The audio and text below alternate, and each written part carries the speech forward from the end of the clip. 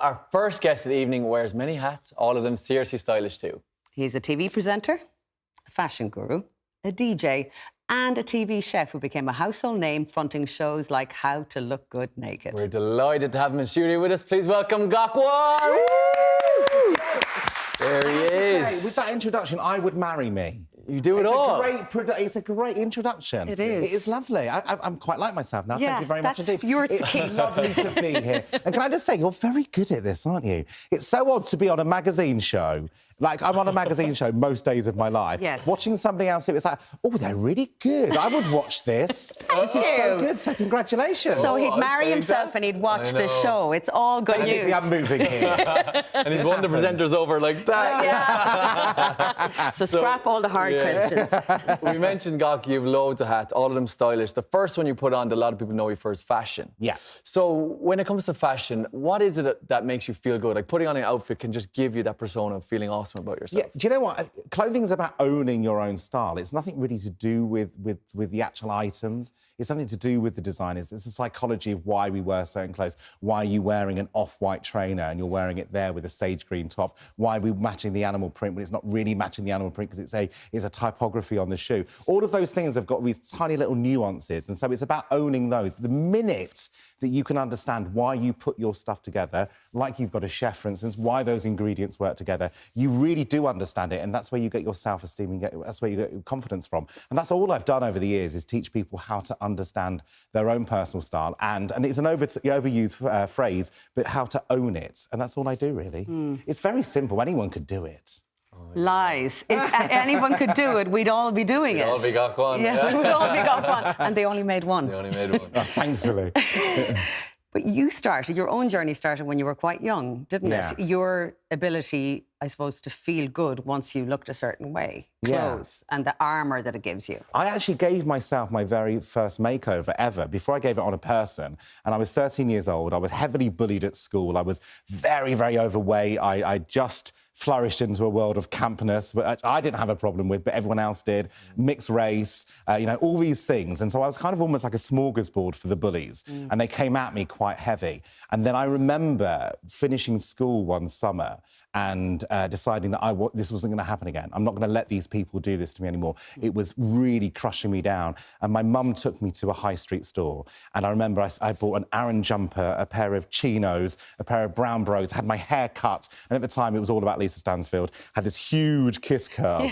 And I kind of bowled into school the first day in that September term. And it was like I was a superhero. I had this costume on me.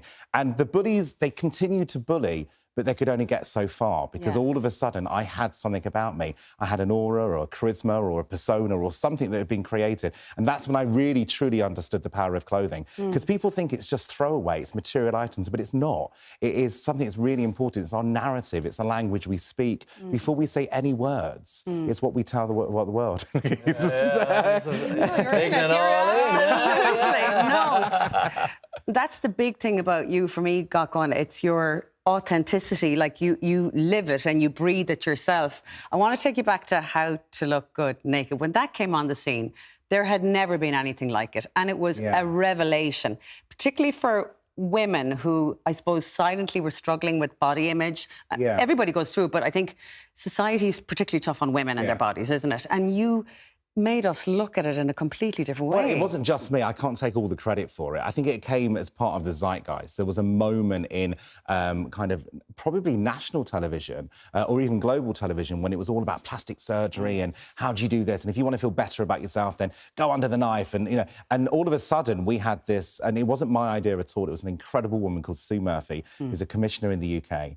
And she came up with this idea of having this show called Naked. Could you show somebody how to love their body in a matter of weeks without changing whatsoever? And when you look at it on paper, you go, well, that's not possible, because our brains have been programmed to believe a certain thing. And all of a sudden we started making it. We didn't have a clue how to make the programme or what we were going to do when we really started it. We had to follow the journey of our contributors, our amazing women, who were so generous for giving us their stories. And to turn around and say, you know, I can't take my kids swimming because I hate my body. I don't like standing at the school gates because I hate my body. To be that honest about yourself is such a generous offering. So in return for that, we then went on personal journeys with all of them. Then we found our format, and all of a sudden, How to Look Good Naked was born. And it touched the hearts of, you know, millions and millions of people globally. It went all around the world. It was a real sensation. And that was nothing to do with me.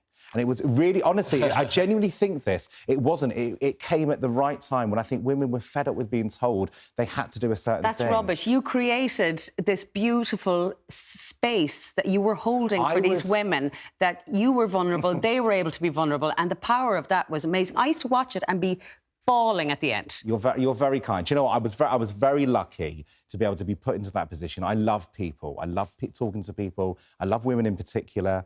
And I was very lucky to be able to go on a journey with them. And so I always think of it as like this. You know, you've often, you know, you've got a cabin or a car or a train or a plane, and it's going to move itself anyway. I was just on autopilot. I was just there to make sure nothing went wrong. Very That's how I look at it. So humble.